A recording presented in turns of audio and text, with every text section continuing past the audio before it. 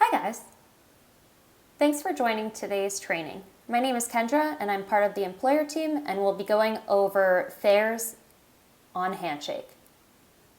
To start out, you'll go over to your meetings section and click on the fairs tab. One thing to note as we're walking through everything today is the terminology point. When talking about fairs, we're talking about university or higher education hosted events that employers can then go and participate in.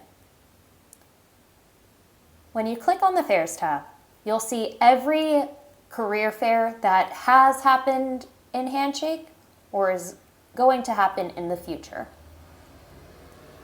You'll first go and view the active fairs that are coming up in the future, and you'll have a few different options to search through. You can always go and search by the name of the fair or the location of it. You can also search by the school itself if you know who is hosting it. And you can search between two different types, either a physical fair or, becoming more common, a virtual fair. Note that virtual fairs can be hosted through embedded Handshake video or through an external system. The choice is up to the higher education institution, but the majority of which use embedded Handshake video. In either case, when you click on virtual, you'll see both options available. When you're ready to go and find your particular fair that you would like to, you can go and click through a few different options, including looking at previous fairs if you need information on something that you've gone to in the past. You can also go to those that you are currently registered for, or you can look at those that you are hoping to register for. The first step will always be to find fairs that you would like to create a registration for. And we'll walk through that now. You can always go and search by date range if you know when a fair is happening or what school it's happening at, or you can scroll through all of the options. But given that there are so many hosted on Handshake, it's best to use some sort of filter. However, in this case, I already know that I want to go and attend the virtual training career fair at Cornell University. So I'll go ahead and click on that to start the registration process.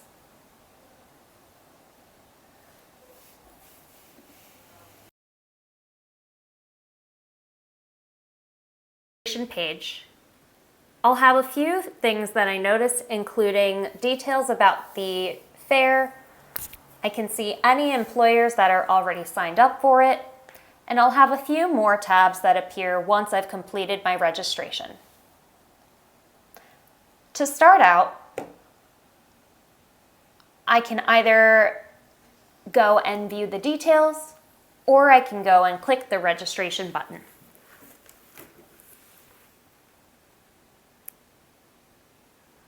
You'll then be asked to fill out a few pieces of key information, including the registration type, in which case there may or may not be payment needed by the school. I'll have to select a schedule owner, which for virtual career fairs will be crucial to set up a schedule, which we'll walk through in a moment. But keep in mind, the schedule owner can be changed at any time so long as you go and edit who that individual is in the registration itself. You'll also have the employer description automatically pulled in from your profile, and if you are representing a specific division of your company, you can always select it here. This is really just for awareness and future reporting purposes. Lastly, you can go in and put in different jobs that you are hoping to recruit for. If you don't have any, don't worry, you can always list that you're not hiring right now. But if you do have open positions, it's best to put in what positions you're recruiting for, as this is the preference of the higher ed institutions. You'll then go and fill in details around work authorization or optional things like background of study. And then finally, you'll go through your payment options and finalize your registration.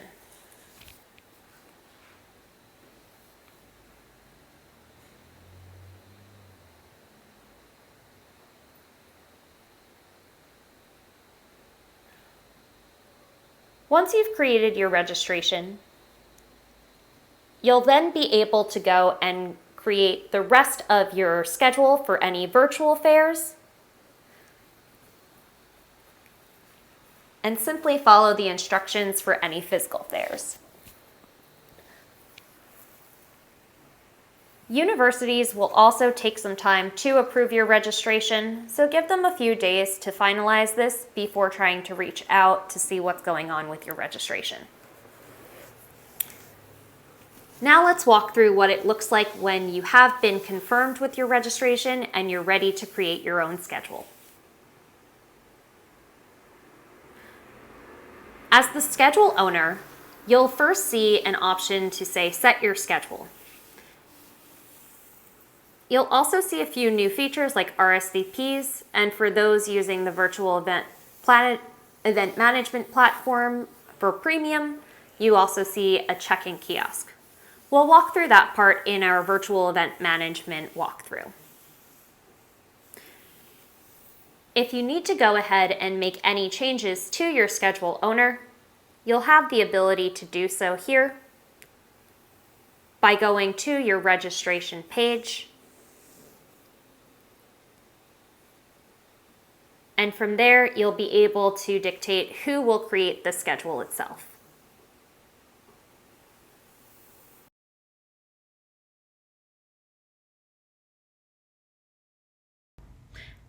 And the first thing that will be asked is who is attending this session.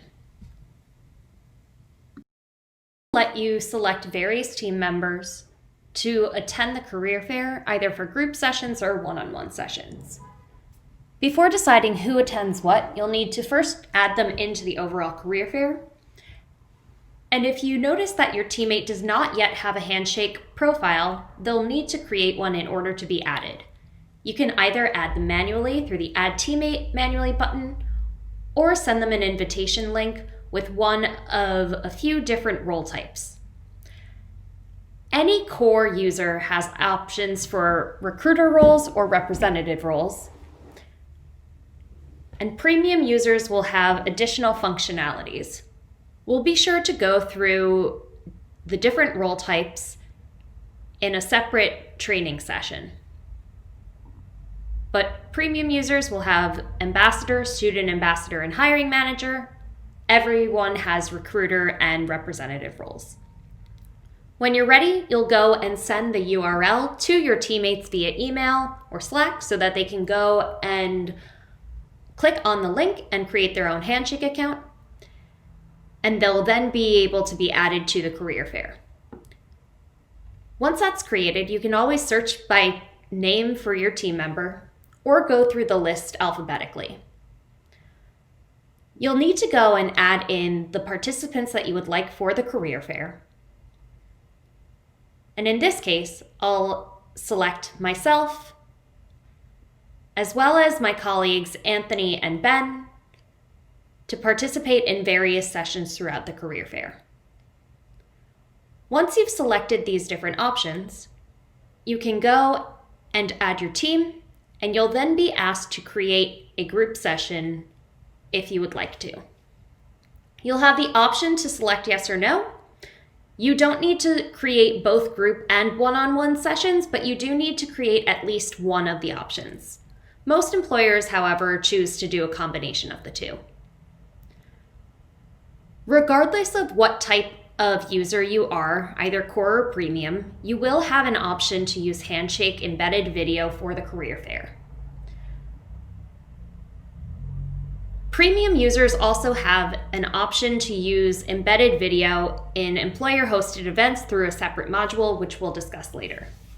But again, every single employer on Handshake has the ability to use embedded Handshake video.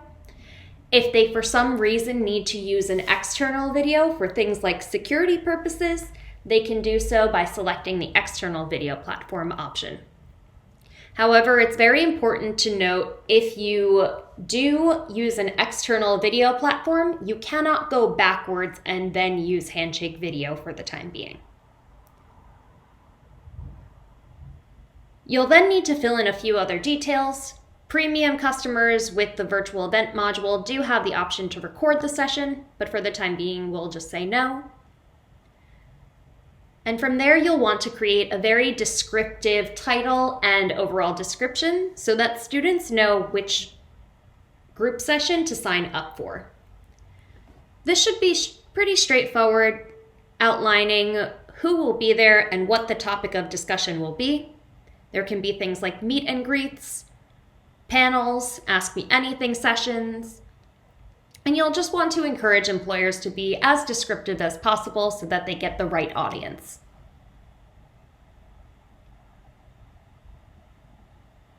Once you've finalized your description, you'll be able to go in and note how many people from your team or your company will be participating in the event from the employer side.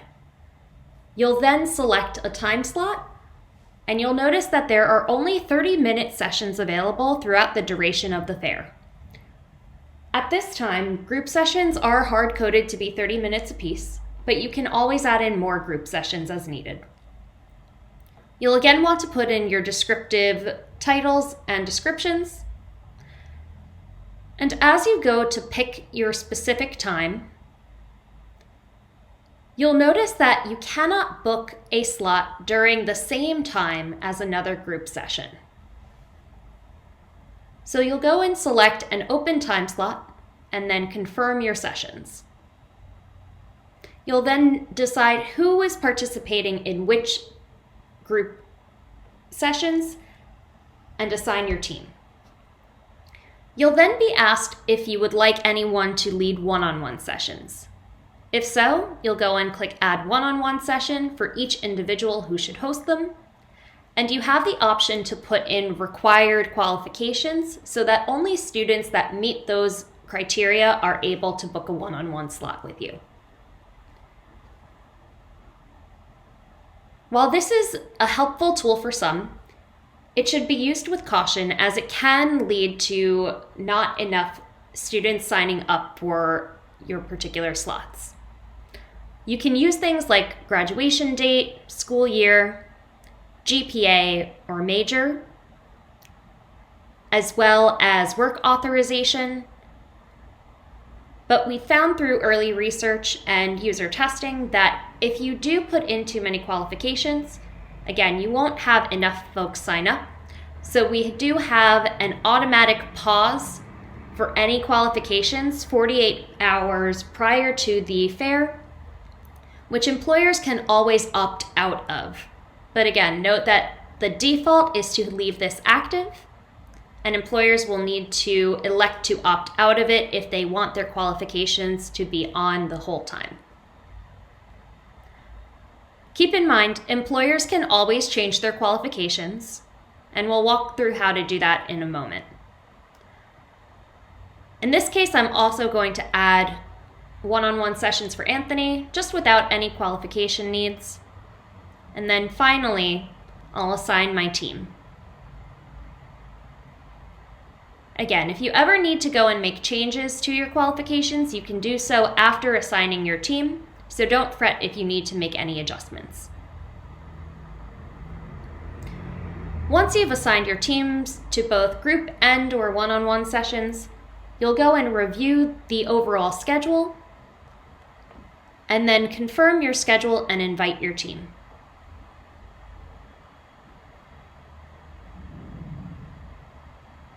When confirming your schedule, teammates who are part of a group session will automatically be added into that session. However, individuals who were added to one-on-one sessions will need to claim their slot. Because I'm the schedule owner, I'll automatically have claimed mine. And from there, I can go and create different blocks for my one-on-one slots, meaning that my initial schedule will have every 10-minute interval of the career fair open. So I'll need to go and manually block or mark as busy certain times that I do not wish to meet with students. It's important to go and do this to ensure that you're getting ample time for yourself. You don't have any kind of Zoom fatigue or video fatigue. And you have time for things like lunch breaks, bathroom breaks, or just time to review whom you just spoke with without running into the next one-on-one session. It's important to do this as soon as you claim your schedule if you have been given one-on-one slots, as the open slots will be available for students as soon as you claim this. So be sure to advise planning out your schedule in advance and then marking the time slots you want as busy. If you need to open up more slots, you can always mark them as not busy. You can also switch to an external video if, again, you are one of the few employers that has security blocks or for some reason needs to use an external system. But if you do elect to use an external URL, you cannot go back to Handshake Video at this time. So just be very certain before you move forward with that step.